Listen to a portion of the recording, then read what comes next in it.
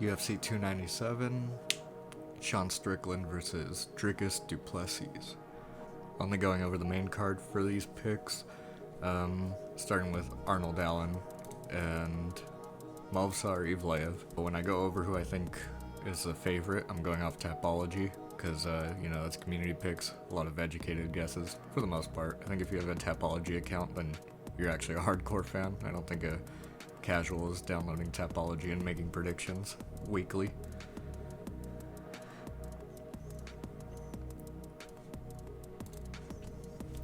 So on Tapology, we've got Allen as the favorite, and I kind of agree with that.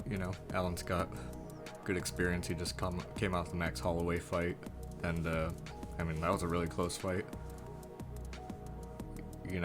Max has been having closer fights as he's been facing this new guard of contenders.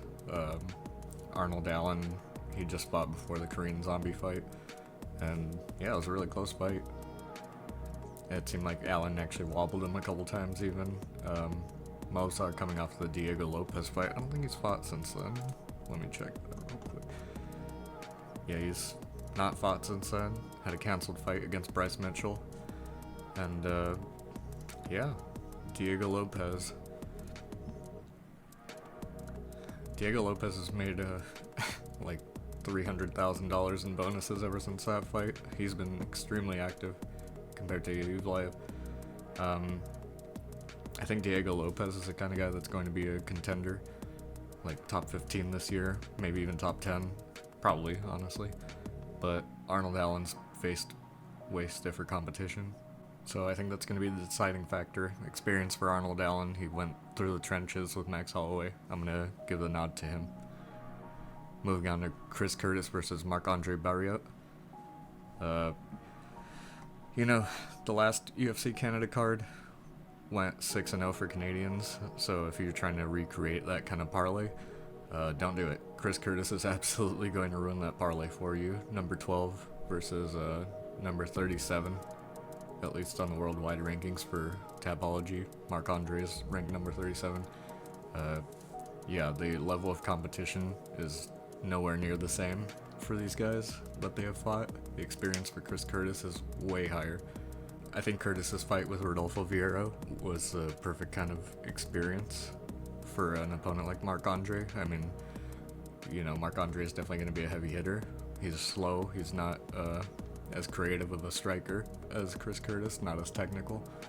But he's going to land here and there for sure, like Rodolfo Vieira did. But I don't see him landing with a good enough shot to finish Chris Curtis. I see him getting countered a lot. I see him eating a lot to the body. That's where Chris Curtis likes to invest the entire fight. If you're slow and readable and just plotting and not too much motion, Chris Curtis is going to take a lot of advantage. I think it's honestly a really horrible fight for Marc-Andre on the feet, and Chris Curtis has shown way better takedown defense over his career. I think he's only been taken on like once or twice in the UFC so far. I think Chris Curtis finishes this fight in the third round. Neil Magny versus Mike Malott. Mike Malott's a really good prodigy coming out of Canada. I can't think off the top of my head like who really seems to be a big superstar coming out of Canada right now, but this guy's definitely it for the time being. Definitely does not have even close to the same experience when it comes to Neil Magny. Neil Magny's been kind of a gatekeeper for a while now, and he's really turned away a lot of guys that think they're going to be the next big thing. Let's see. Beat Daniel Rodriguez, beat Phil Rowe, Max Griffin, Jeff Neal. The fact that he beat Jeff Neal is pretty impressive considering, that aged well considering the Shavkat fight and the Vicente Luque fight for Jeff Neal.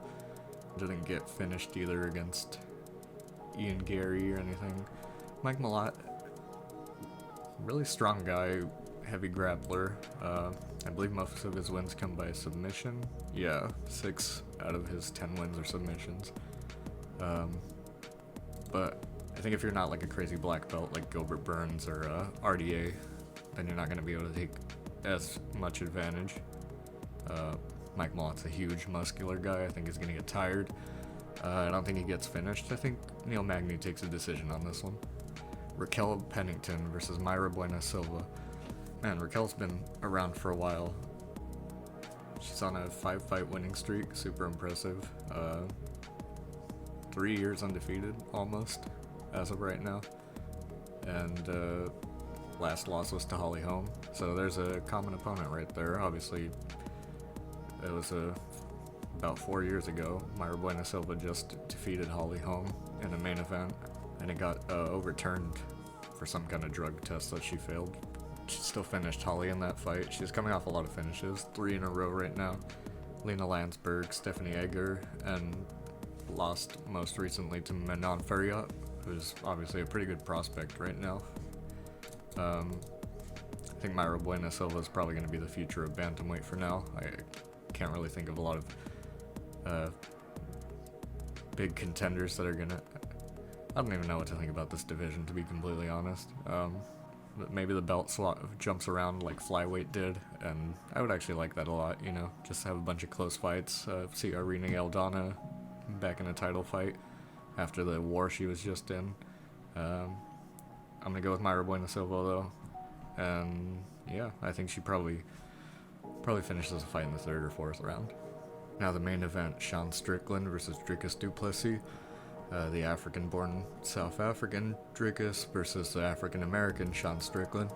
I think the common idea, like, of public opinion is that it's going to be whoever keeps going and pressures forward. I think Dricus doesn't even think about how hard he gets hit sometimes. Like, he'll just eat shit and just keep moving forward. It doesn't really matter to him. I think Sean Strickland thinks a lot more about it. And I think Dricus is going to be the one pressuring forward the entire time. I think Sean's going to really have to use his teep a lot, the way he did with Izzy, but utilize it going backwards a little, or like as Dricus is trying to walk forward. And he's just going to have to time that really well. I think he can too, as well as the right hand going backwards. I think Sean is just going to have to poke him to the belly a lot, poke him to the head, and just use constant motion. Dricus gets tired, and it's very apparent. Like, you see him breathing hard the entire fight. I don't care about his nose surgery. I think he's still going to get tired. It's MLK week here in America, so I don't see Sean Strickland losing on a week so important to his heritage. So I'm going to go with Sean Strickland, TKO, probably 3rd or 4th round.